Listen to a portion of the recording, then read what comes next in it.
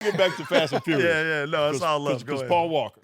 Yeah, man, most humblest dude in the world. Wow. The way I talk about Paul, I say it like this, straight up, straight out. This is how I say it about Paul. He didn't care if you were the one washing the windows on the building or owned the building. He treated everybody the same. That's awesome. I mean, that cat was the most humblest, nicest, friendliest, like most loving. I mean, I believe he was the heart of the whole deal. You know what I'm saying? Yeah, man. And so yeah, that's, you know, I'll be real too. I'm not even a fan of Fast and the Furious no more. You know, I'm a fan of the check, but I'm not a fan of the movie no more because it got too superhero for me. You know what I'm saying? Yeah, I don't know how you go from street racing to saving the world. I don't know how that works. But Hollywood, I think, Hollywood. Yeah, Hollywood, bro. Hollywood, yeah. I think part 11 is going to be cars underwater. Part 12 is going to be cars meet dinosaurs. Part 13 is like when they went to space in part 9. I'm like, come on, dog. Who's allowing this stuff, bro? Like, I love you, Vin. You my peeps, but come on, dog. Like, bring it back to the roots, homie. Like, they want to see the street racing. You know what I'm saying? So it just went too left field for me. That's all I'm saying. When you, I'll get deep with you for a second. Yeah. When you heard of the passing of Paul Walker, I mean, where were you and how'd you feel? No, that hurt. That hit home, bro. I remember exactly where I was at. Like we all remember where we were at when 9/11 happened, man. Yeah. I was in my living room. My phone starts going off, and long story short, I start getting text messages, and I was like, what? And I was hoping and praying that it was some sick Instagram joke or some, you know, sick Facebook joke. You know how sometimes they do that just to see what the reaction is or whatever. And then when I turned on the news, that hit. And I was like, damn, it's real.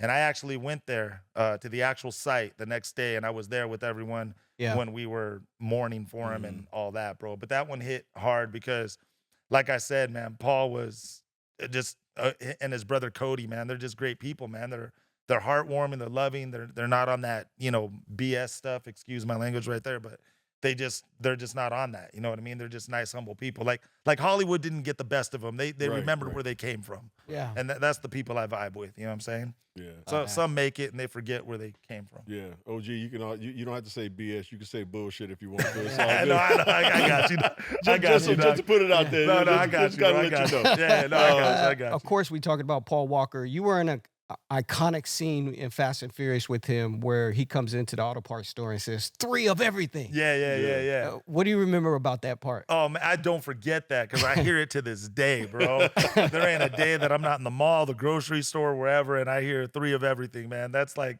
you know, it's such a blessing, though, that you could do a movie from so far back and still have it remembered to this day. Yeah. Absolutely. And it, you know, I haven't went crazy like my man, what you talking about, Willis? I haven't went crazy. I'm not attacking people yet, but I'm getting there. But I'm not there yet, you know what I'm saying? But I hear it every day, dog. But to be in that scene, and that was one that we improvised. Yeah. And we just kind of went with the flow on that also as well. So, you know, and Paul Walker, like I said, man, such a humble dude. He just goes with the flow. He's like, man, hey, look, you know, this is what the scene's about. Let's make it great. Let's just do what we do and let's fill it out. Let's see how it works out. We shot that scene, I kid you not, like about 11, 12 times. Really? And and that was the one that they picked. And then we went with that one.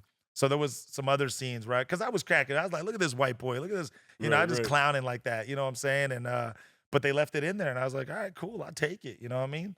And then it just ended up becoming what it is today. Yeah, you know? I felt for you guys. I never met Paul. Yeah. Watched a bunch of the movies that he's been on, but I always liked him as an actor. And I think a lot of that's because you just feel that he's a good person. You know what I'm saying? Yeah, 100. 100. And you feel he's down to earth. And so it's good to hear from you that he was very humble and down to earth and that treated everybody the same. So that was good to know. That was one of the realest, man. You could catch him on some of the TMZ joints if you YouTube it, where they caught him in the airport or whatever, and you could just see how nice he was and is to everybody. You know, he believed in loving. That's why he did Reach Out Worldwide. Yeah. You know, because he was giving back and saving people. And so, like, you know, when a tornado happened or a hurricane came through, he was the relief program. And that's what he spent all his money on. He was, you know, giving waters and blankets and taking care of people, putting up shelters and all kind of helping people rebuild their home. Like, yeah, he was all in. Like, and the women loved him. Yeah, well, women loved him. Hey, he's a good-looking cat. Good-looking dude, man. He had the eyes, the hair, the look. I mean, he was a good-looking dude. He had the whole package, man. You know they're gonna love him. Thank you for watching Byron Scott's Fast Break. If you like what you saw, here's some more videos. And while you're at it, don't forget to like, comment, and subscribe.